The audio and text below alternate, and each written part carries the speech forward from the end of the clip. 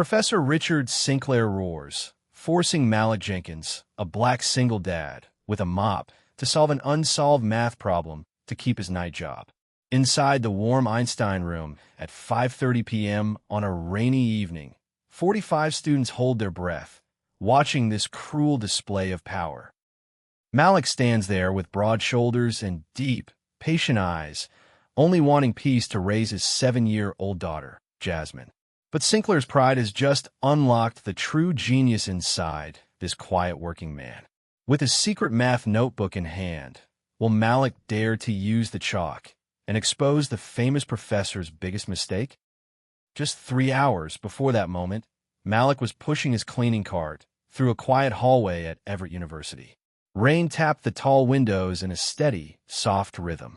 The smell of wet pavement drifted in through a cracked door. His mop bucket squeaked with every turn of its worn wheel. Malik liked the night shift. Nobody watched him too closely at night. He was 38 years old, with a square jaw and tired but sharp eyes. His hands were rough from years of scrubbing floors and fixing broken pipes. Under his gray uniform, though, his mind never stopped working. Numbers moved through his head like a second language. Malik lived in a small rented apartment on the edge of Seattle. Rent cost him $1.200 a month, and money was always tight. His shift ran from 6 p.m. to 2 o'clock a.m., 6 nights a week. Every dollar mattered because his daughter Jasmine needed her asthma medicine. Her last attack had cost $1,420.50 in emergency care. Malik still owed part of that bill. He carried the worry like a stone in his chest, heavy and constant. He never let it show at work, though. He kept his head down and his voice soft. Every morning before his shift, Malik packed Jasmine's lunch with careful hands. He checked her inhaler twice, then a third time, just to be sure. His neighbor, an older woman named Ruth, watched Jasmine most nights while he worked. Ruth's apartment smelled like cinnamon and old coffee. Jasmine loved it there, drawing pictures at the kitchen table until sleep pulled her eyes shut. At the university, Malik was almost invisible. Professors walked past him without a glance. Students stepped around his cart without a word. That suited him fine. He wasn't there to be seen. He was there to survive, one quiet shift at a time. The building had its own quiet language at night. Radiators clicked and sighed in empty hallways. Old floor wax gave off a faint lemon smell under his rag. Somewhere far off, a printer hummed in a locked office. Malik knew every sound like a second heartbeat. He knew which stair creaked and which door stuck in the rain. None of it ever surprised him anymore. But hidden in his life was a secret nobody knew. For 12 years, Malik had been solving deep, complex math problems on his own. He carried an old leather notebook everywhere, tucked against his cart. Its cover was cracked and soft from years of handling. Inside those pages lived equations most professors couldn't even read. Malik had built his own system to study something called turbulence, the wild chaos inside moving water and air. He worked on it in stolen minutes between mopping floors and emptying trash cans. That evening, while cleaning near the library basement, a water pipe burst without warning. Water sprayed across the floor in a hissing rush. Malik jumped back, grabbing his cart before it could get soaked. His notebook slipped and nearly fell into the flood. His heart pounded as he caught it just in time. From that moment on, he clipped the notebook to his belt loop. He never let it leave his side again. That small decision would matter more than he ever imagined. Water kept spreading across the basement tile, cold and fast around his boots. Malik grabbed a wrench from his cart and shut the main valve tight. His hands moved on instinct, steady despite the chaos. When the flooding finally stopped, he stood alone in the wet, echoing room. The smell of rust and damp concrete hung thick in the air. He looked down at the notebook, safe against his hip, and let out a slow breath. Down the hall, in the applied math wing, something else was brewing. On a large glass board, the department had written a public challenge. Anyone who solved the Everett-Navier-Stokes paradox would win a $50,000 research prize. Malik stopped his cart in front of that glass board around 11:30 p.m.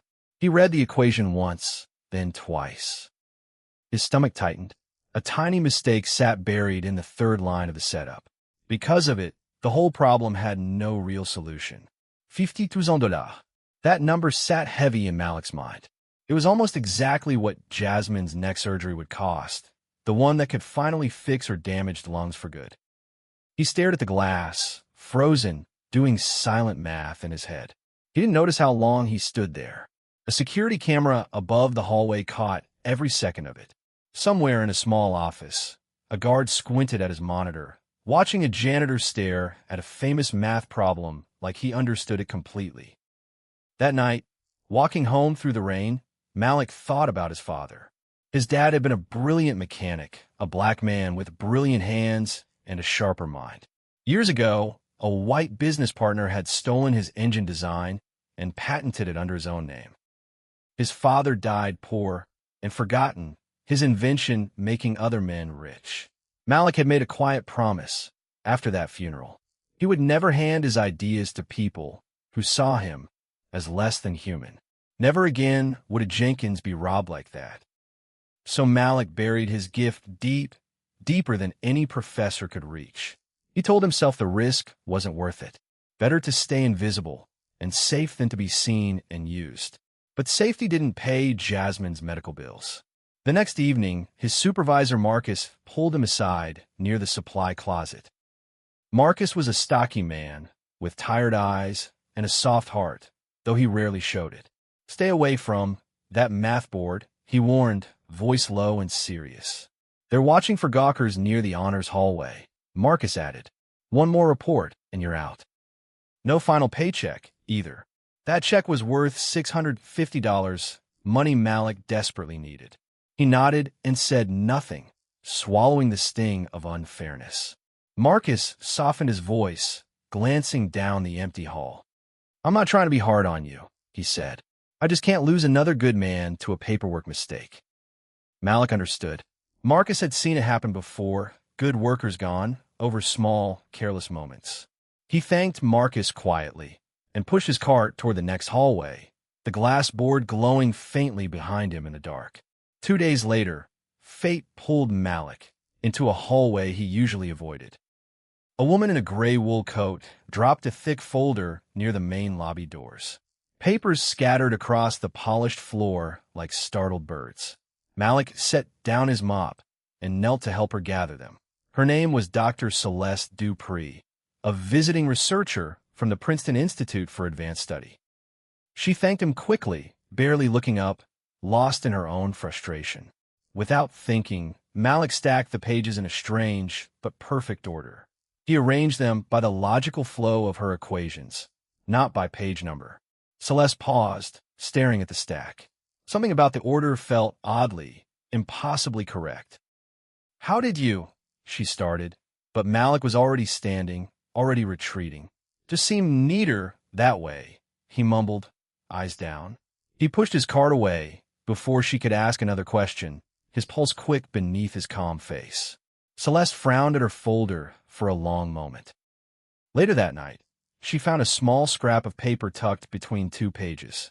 On it was a strange, elegant formula for reversing a complex matrix. It solved a piece of her research she'd been stuck on for weeks. She didn't know it had fallen from Malik's own notebook. She only knew someone in that hallway had a mind she needed to find again. She tucked the paper into her bag, curious and unable to let it go. The next afternoon brought rain again, soft and steady against the windows. At 5:30 p.m., the Einstein seminar room filled with 45 students and junior professors. The air smelled of old wood polish and warm Earl Grey tea. At the front, Professor Richard Sinclair stood at his glassboard, sweating under the warm lights. He was 58 years old, wealthy, respected, and used to being right. For weeks, he'd struggled privately with the same broken turbulence equation Malik had spotted in the hallway. Sinclair refused to admit defeat in front of his students. Pride sat on him like an expensive coat, heavy and impossible to remove. He tapped his marker against the glass, searching for an answer that simply did not exist. Malik entered quietly through the side door, pushing his cart along the back wall. He kept his eyes low, focused only on finishing his section before curfew. His mop squeaked once against the tile, a small, ordinary sound. Sinclair's head snapped around like a struck bell. "You!"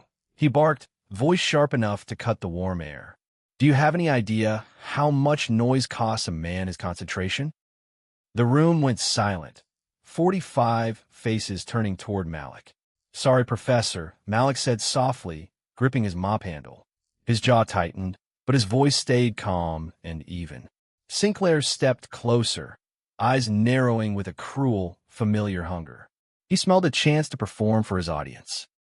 "You people," Sinclair sneered, loud enough for every corner of the room. "Always so careless, so unfocused." Whispers rippled through the students, some uncomfortable, others silently amused. Malik's hands curled slightly, knuckles paling around the mop handle. Sinclair jabbed a finger toward the glass board behind him. "Since you clearly have opinions about my classroom," he said, "why don't you solve this instead of mopping?" Laughter broke out, sharp and mocking, bouncing off the wooden walls. A vein pulsed at Sinclair's temple, thin and quick under his flushed skin. His polished shoes clicked hard against the floor as he paced. Rain kept tapping the tall windows, steady and indifferent to the cruelty inside. Somewhere in the back row, a student lowered her eyes, uncomfortable but silent. Nobody in the room dared to speak up for the man with the mop. "Go ahead, Janitor," Sinclair pushed, stepping aside with a dramatic wave. "Show us your genius, or admit you don't belong in this room at all." His words landed like small, deliberate stones, each one aimed to wound. Malik's chest tightened, heat crawling up his neck. He thought of the water pipe, of the notebook clipped to his belt. He thought of Jasmine, asleep at home, waiting for her father to come back safe. He could walk away. He could swallow the shame, finish his shift, and go home like always. But something inside him, worn thin over 12 silent years, finally refused to bend one more time. He set down his mop. The room fell into a strange, electric hush.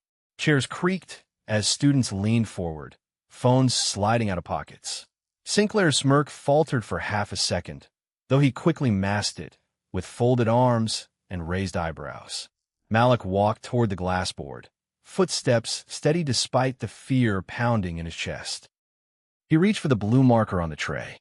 It was completely dry, useless, out of ink from Sinclair's own frantic scribbling. Only one marker remained on the tray, colored a deep, stark red. Malik picked it up anyway. In his hand, it looked almost like a small, defiant flame against the pale glass surface behind him. He studied the equation Sinclair had written, the same broken one from the hallway board. His eyes moved quickly across the numbers, memory and instinct working together. Rain tapped softly against the tall windows behind the room. Malik lifted the red marker and began to write.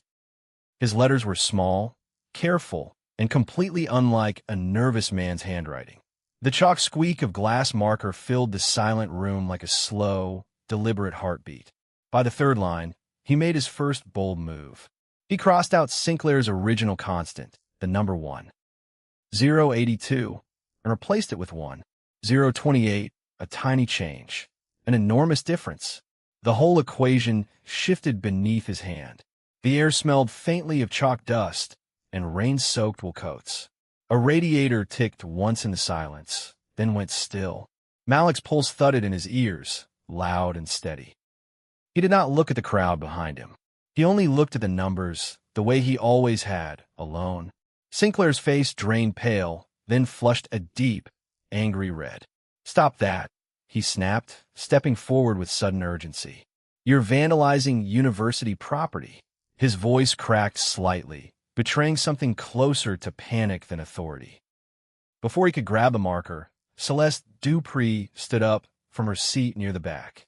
"Let him finish," she said, voice calm but firm enough to cut through the tension. Sinclair froze, caught between fury and public image. Reluctantly, he stepped back, arms crossed tight against his chest. Malik kept writing, red numbers spreading across the glass like careful, deliberate brushstrokes. Somewhere behind him, a phone camera clicked, then another, then a dozen more. The room's earlier laughter had completely disappeared. In its place sat stunned, uncertain silence.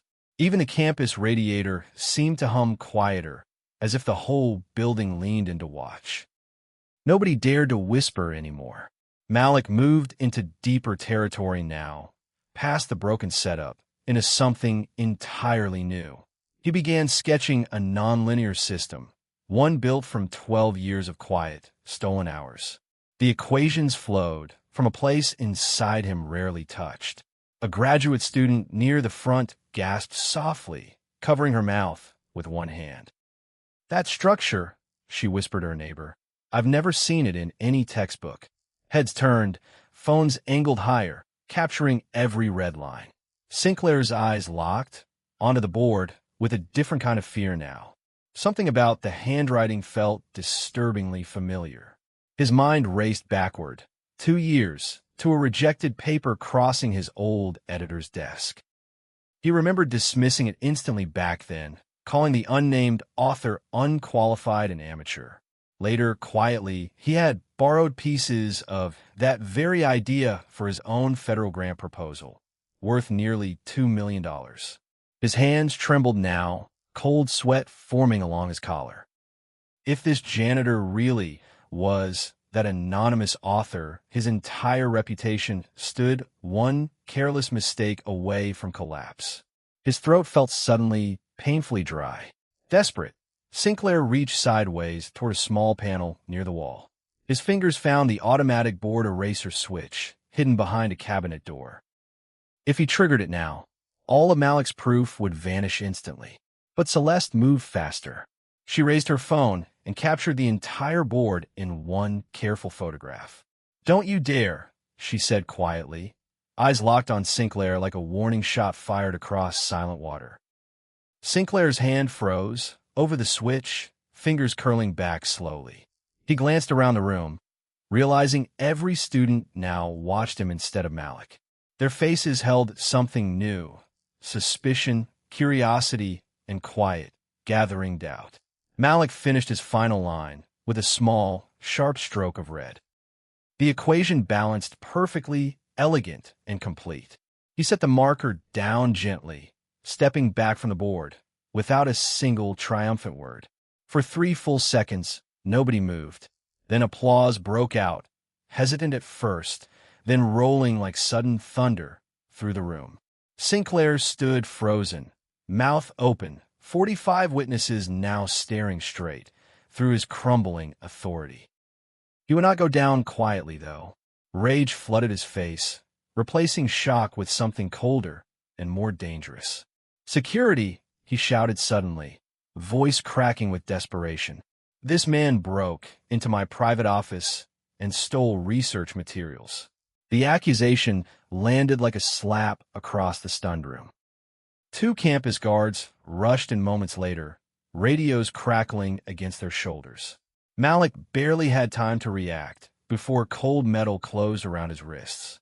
His cleaning cart tipped sideways in the commotion, bottles clattering across the floor. His notebook slipped free, landing open near Celeste's feet. Malik's eyes widened in panic, watching years of private work expose strangers. Cold metal bit into his wrists, sharp against his skin. Someone near the door gasped, phone still raised and recording. Malik's breath came fast and shallow, his mind racing back to Jasmine's small face at breakfast that morning. He thought of Ruth's warm kitchen, of the inhaler tucked in Jasmine's backpack. None of that mattered to the guards pulling him toward the hallway. One of the guards, a broad man named Terrence, hesitated as he recognized Malik's face. Terrence's old truck had once broken down outside Malik's apartment, fixed for free on a rainy Saturday. He tightened the cuffs gently, buying precious extra seconds. Celeste knelt quickly, scooping the worn notebook off the floor before Sinclair could reach it. She flipped through the pages, breath catching at what she saw. 12 years of equations filled every worn, careful line. "This," she said loudly, standing tall despite her racing heart, "is the original work behind the greatest breakthrough of this decade." Her voice rang clear across the silent room, cutting through the confusion completely. She turned toward the stunned crowd, holding the notebook high. "This man," she announced, pointing at Malik, "is the anonymous author everyone has been searching for." Gasps rippled outward, students exchanging shocked, disbelieving glances. Somewhere near the back, a chair scraped loudly against the floor as a student stood up in shock. On the notebook's inside cover, a child's crooked handwriting caught Celeste's eye. In careful, uneven letters it read, "Dad is the greatest mathematician of all." Several students wiped their eyes, moved by something unexpected and deeply human. Sinclair's accusation suddenly felt smaller, uglier, exposed under bright fluorescent light. Still, the guards hesitated, unsure whether to release Malik or continue following Sinclair's earlier order. The room hummed with tense, unresolved uncertainty. That night, Malik sat inside a small holding office near campus security, wrists finally free, but his future uncertain. Sinclair appeared in the doorway, smoothing his jacket, forcing calm back into his rattled voice. "Let's be reasonable," Sinclair said, closing the door softly behind him. "I'll drop the theft complaint. I'll even give you 30% of the new grant money." His tone stayed smooth, but his eyes stayed sharp and calculating. "In exchange," he continued, sliding a folded paper across the desk, "you sign over full authorship of that notebook to me." Malik stared at the paper, jaw tightening, understanding exactly what was being stolen from him. "And if I say no?" Malik asked quietly, voice steady despite the fear coiling in his stomach. Sinclair's smile turned cold and thin. "Then no university in Washington hires a man accused of theft," he warned. "Your daughter loses her insurance," he added, voice dropping lower, almost gentle in its cruelty. "All because her father chose pride over sense." The words hit Malik harder than any shove or insult ever could. What Sinclair didn't know was small and quiet, tucked in Malik's shirt pocket. An old digital recorder, one he used to capture stray math ideas during long shifts, had been running the entire conversation. Malik said nothing more that night, letting Sinclair believe he'd won. He walked home slowly through thinning rain, recorder safe against his chest, notebook once again clipped tight to his side. Sleep did not come easily. Ruth opened her door before he even knocked, worry creasing her tired face. "Jasmine's asleep," she whispered, waving him inside out of the cold. Malik sat at her kitchen table for a long while, saying almost nothing. Ruth poured him coffee he barely touched. Outside, the rain slowed to a soft, steady drizzle against the window glass. He thought about the recorder in his pocket, and about tomorrow, and about all the ways it could still go wrong. The next morning, Everett University called an emergency meeting before its full board of governors. Sinclair arrived confident, dressed sharply, carrying a thick folder of his independent research. He believed the crisis was already contained. Malik walked in beside Celeste Dupree, notebook in hand, recorder still in his pocket. Board members shifted in their seats, unsure what to expect from the quiet janitor now standing calmly before them. Sinclair began speaking first, smooth and practiced, describing years of dedicated turbulence research. He gestured toward complex diagrams, careful to avoid mentioning red chalk or broken constants from the day before. When he finished, Malik stepped forward, voice low but perfectly clear. "Professor," he said, "explain the meaning of the secondary parameter on line 7. Silence stretched across the room like a held breath. Sinclair opened his mouth, then closed it again, eyes darting toward his own diagrams.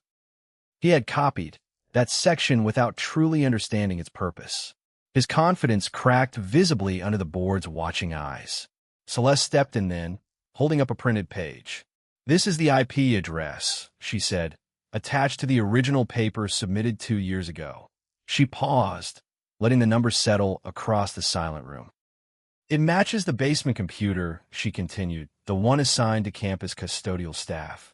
Every eye in the room turned slowly toward Malik, then back toward Sinclair's pale, sweating face. Sinclair's shoulders sagged, all his practiced confidence draining away at once. He tried to speak, but his voice came out thin and broken, no longer commanding anything at all. The board members exchanged grim, decisive glances. One older board member, a woman with silver hair and sharp reading glasses, leaned forward slowly. 28 years, she said quietly, almost to herself. 28 years, and it comes down to a stolen idea. Sinclair said nothing. He stared at his own folder, the pages suddenly meaningless in his shaking hands. The room stayed silent, heavy with the weight of a career ending in real time. Within the hour, the university suspended Sinclair from all teaching duties. His federal research funds were frozen pending review. Whispers spread quickly about older papers, other students, other quietly stolen ideas from years past. Malik walked out of that meeting into pale morning sunlight, notebook pressed against his chest. Celeste caught up beside him, smiling for the first time since the whole ordeal began. "Come work with us," she offered. She explained a research grant from Princeton worth $250, fully independent and fully his. No boss looking over his shoulder. No one to steal credit for 12 years of quiet, careful work. Malik felt his throat tighten. He thought of every night shift, every insult swallowed, every equation hidden inside worn leather pages. He thought most of all about Jasmine, waiting at home, with her small, hopeful smile and tired lungs. He thought about his father, too, standing at that old workbench years ago. All those stolen dreams, all those quiet nights of grief. This time will be different. This time, the credit would carry his own name, printed clear and permanent for the whole world to see. "Yes," he said simply, voice thick with emotion he no longer bothered hiding. Celeste shook his hand firmly, sealing a decision 12 years in the making. Somewhere nearby, sunlight broke fully through the clearing clouds. Word moved quickly through the hospital that same week. Jasmine's remaining asthma bills, totaling $21 for $150, were fully covered through University Foundation Celeste quietly arranged. No more worrying about missed payments or overdue notices. Malik sat with Ruth on her small porch the evening he found out. He read the letter twice, then a third time, hands trembling slightly around the paper. Ruth squeezed his shoulder, tears gathering in her eyes. "You did that," she said softly. "Not luck. You." Malik didn't answer right away. He just watched the streetlights flicker on, one by one, down the quiet block. 2 days later, golden evening light spilled through Jasmine's hospital window at 6:15 p.m. Malik sat beside her bed, holding her small hand carefully in his rough, calloused fingers. Machines beeped softly in the background. The air smelled faintly of clean linen and hand sanitizer, warm sunlight cutting soft lines across the blanket. "Daddy," Jasmine asked, voice still a little raspy from her treatment. "Do you still have to clean at night?" Malik smiled, blinking back sudden tears he didn't try very hard to hide anymore. "No, baby," he said softly, brushing hair from her forehead. "Daddy gets to do math now for real." Jasmine grinned wide, eyes bright despite the tubes still taped gently to her small arm.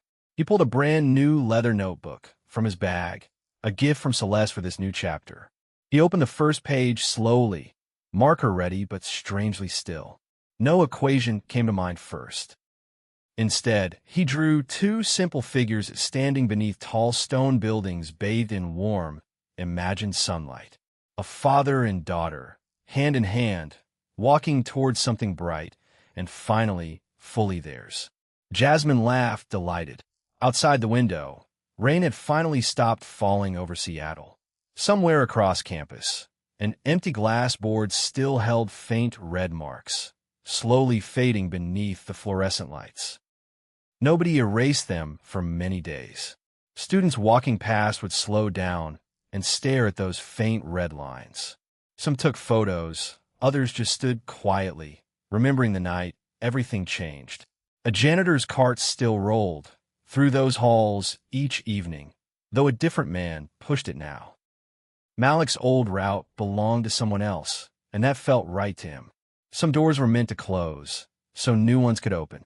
Word of that night spread far beyond Everett's quiet hallways, carried through phones, group chats, and late-night calls. People everywhere heard about the mop, the red marker, and the sentence one professor never forgot.